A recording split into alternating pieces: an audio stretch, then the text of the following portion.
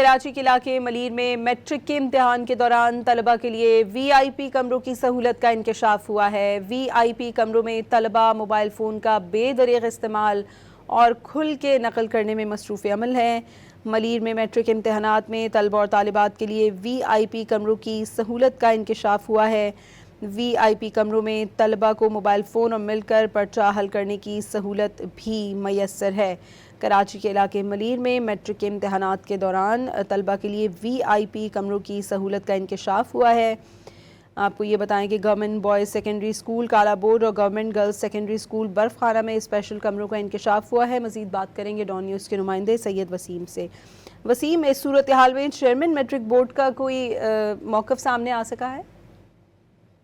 جی بالکل، دیکھیں chairman matric board کا اس حوالے سے موقف سامنے نہیں آیا۔ ہم نے ان سے اس حوالے سے سوال بھی کیا، تاہم انہوں نے سوال کا جواب دینے سے گریز کیا۔